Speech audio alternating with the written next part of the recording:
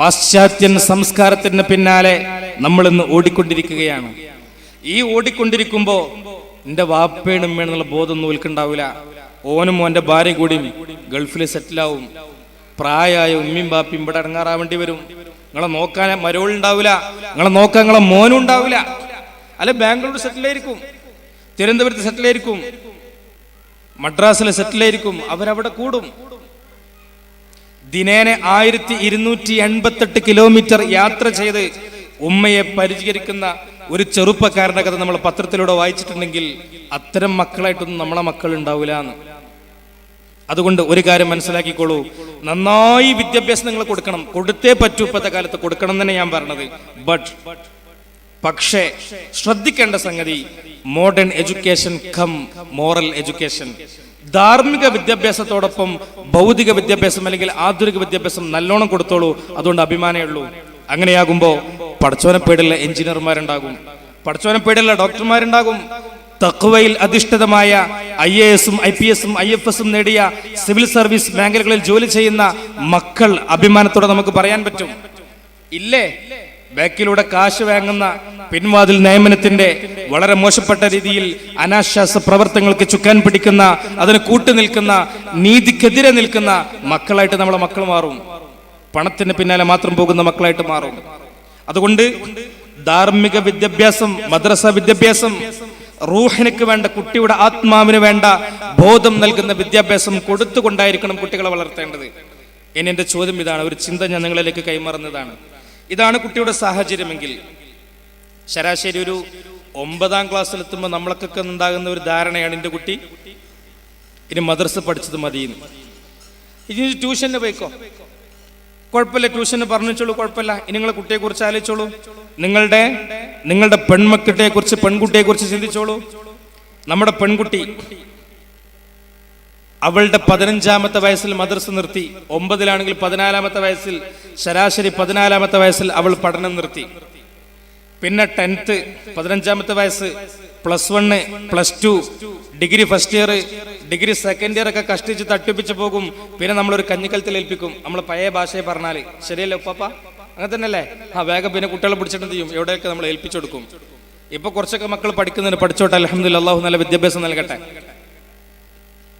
ഈ പഠിക്കുന്ന കുട്ടി കല്യാണം കഴിച്ച് അവരുടെ ഭർത്തൃ വീട്ടിലേക്ക് അവർ പോകുന്നു.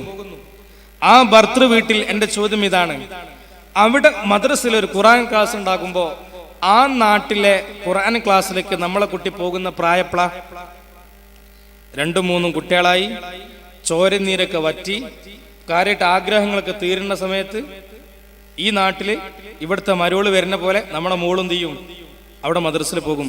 ശരിയല്ലേ? നിങ്ങൾക്കെന്താ മനസ്സിലാണില്ലേ? ശരിയല്ലേ? ശരിക്കും ആലോചിച്ച് നോക്കി. കുട്ടിയുടെ 14ാമത്തെ വയസ്സ് മുതൽ ശരാശരി ഒരു 35 വയസ്സൊക്കെ ആകുമ്പോഴാണ് ഒരു ഉമ്മ പരിപാടിക്ക് പോണത്. ചോരനീരക്കാണ് പറ്റുമ്പോ, ആഗ്രഹങ്ങളൊക്കെ കാര്യമായിട്ട് തീരുമ്പോ അല്ലെ, ഒരു 2-3 കുട്ടികളൊക്കെ ആകുമ്പോഴേക്ക് പിന്നെ ഏശൊക്കെ തീരുമാനമായി. പിന്നെ നന്നാവണമെന്ന ചിന്തയാണ്. ആ നന്നാവണമെന്ന ചിന്ത വരുമ്പോ ഒരു ഉമ്മ വരും മദ്രസയിലെ പരിപാടിക്ക്. ഉമ്മയുടെ 14ാമത്തെ വയസ്സ് മുതൽ 35ാമത്തെ വയസ്സിലേക്കുള്ള ദൂരത്ര ഒന്ന് നിങ്ങൾ എണ്ണി നോക്കി. എത്ര വയസ്സുണ്ട്? ഒരു ശരാശരി ഒരു 20 വർഷം. എന്റെ ചോദ്യം ഇതാണ്, 20 വർഷം ഈമാൻ റീചാർജ് ചെയ്യാൻ, നന്നാവാൻ, അല്ലെങ്കിൽ അവരുടെ റൂഹിന് വേണ്ട വിദ്യാഭ്യാസം, നന്നായി ചിന്തിക്കാൻ വേണ്ടുന്ന വിദ്യാഭ്യാസം ഈ കുട്ടിക്ക് കിട്ടുന്നുണ്ടോ? ഓളെ SLCക്ക് പോയാൽ അത് കിട്ടുമോ? കിട്ടുമോ? +1ലും +2ലും കിട്ടുമോ? ഡിഗ്രിക്ക് പോയാൽ കിട്ടുമോ? ഇനി കെട്ടിച്ച് പറഞ്ഞേച്ചിട്ട് ഒരു കുട്ടി ഉണ്ടാവണമെങ്കിൽ, ഒരു കുട്ടി നന്നാവണമെങ്കിൽ ഇടുന്ന വിത്ത് നന്നാവണം, ഇടപെടുന്ന ഭൂമിയും നന്നാവണം. ശരിയല്ലേ? വിത്ത് നന്നാവണം, വിതക്കപ്പെടുന്ന ഭൂമിയും നന്നാവണം. നല്ല വിത്തും നല്ല ഭൂമിയിലാണെങ്കിൽ ആ വിളവ് നന്നാവും. മക്കൾക്ക് ജന്മം കൊടുക്കുന്ന സമയത്ത് വാപ്പയും ഉമ്മയും വിത്ത് നന്നാക്കുന്നുണ്ടോ, ഇടപെടുന്ന ഭൂമിയെ ഒരുക്കുന്നുണ്ടോ? ഒന്ന് ആലോചിച്ച് നോക്കി. ഞാൻ നടക്കുന്ന ഒരു സംഗതി ഞാൻ പറയാം, നിങ്ങൾക്ക് വിഷമാവരുതെന്ന് ഞാൻ ഒരു പ്രീക്കോഷൻ എടുത്തിട്ടാണ് പറഞ്ഞത്. ഇന്ന് നടന്നുകൊണ്ടിരിക്കുന്ന ഒരു വസ്തുത, നിങ്ങൾക്ക് സങ്കടമാവരുത് കേട്ടോ. സത്യം പറഞ്ഞാൽ തോന്നിയ പോലെ ജീവിച്ച്, തോന്നിയ പോലെ കല്യാണം കഴിച്ച്, തോന്നിയ പോലെ മക്കളുണ്ടാക്കി, തോന്നിയ പോലെ മക്കളെ പോറ്റി, അവസാനം മക്കള് തോന്നിയ പോലെ ആകുമ്പോ, മനസ്സിലാണ്ടോ? തോന്നിയ പോലെ ജീവിച്ച്, തോന്നിയ പോലെ കല്യാണം കഴിച്ച്, തോന്നിയ പോലെ മക്കളുണ്ടാക്കി, തോന്നിയ പോലെ മക്കളെ പോറ്റി, അവസാനം മക്കള് തോന്നിയ പോലെ ആകുമ്പോ നമുക്കിങ്ങനെ ഒരു മനസ്സാക്ഷി കുത്തു വരും. ഇങ്ങനെ പോയ ശരിയാവില്ലല്ലോ, ഓൻ വല്ലാണ്ട് തലി കയറുന്നുണ്ട്. അപ്പൊ ഒരു ഉമ്മ മദ്രസയിലെ ഉസ്താദിനെ ഓന് ഡയറിയിൽ എഴുതി കൊടുക്കുകയാണ്, ഉസ്താദെ ഞാൻ പറഞ്ഞിട്ട് കേൾക്കണില്ല, ഞങ്ങളൊന്ന് പറഞ്ഞ് മനസ്സിലാക്കി കൊടുക്കുകയെന്ന്. പാവം പള്ളിയിലെ ഉസ്താദിന് വെള്ളിയാഴ്ച ഒരു ലിസ്റ്റ്, പള്ളിയിലേക്ക് ഒരു സഹോദരി 501 രൂപ സംഭാവന, ഒരു വാപ്പ 1001 രൂപ സംഭാവന, കുട്ടികൾ നന്നാവാൻ, മക്കൾ നന്നാവാൻ. പാവം ഉസ്താദ് വിധിക്കപ്പെട്ടവനാണ് നന്നായി ദുആ ചെയ്യാൻ. തരുന്ന ക്യാഷിനനുസരിച്ച് ദുആന്റെ നിങ്ങളൊക്കെ കൂട്ടണം, അല്ലെ പിന്നെ പിറ്റത്തെ വെള്ളിയാഴ്ച ആ മിഹ്റാബിൽ നമുക്ക് നിൽക്കാൻ പറ്റൂല. അങ്ങനെയൊക്കെയാണല്ലോ ഇപ്പൊ നമ്മുടെ ഒരു നാട്ടു നടപ്പ്. ആ പാവം ഉസ്താദ് നല്ലോണം ദുആ ചെയ്യും.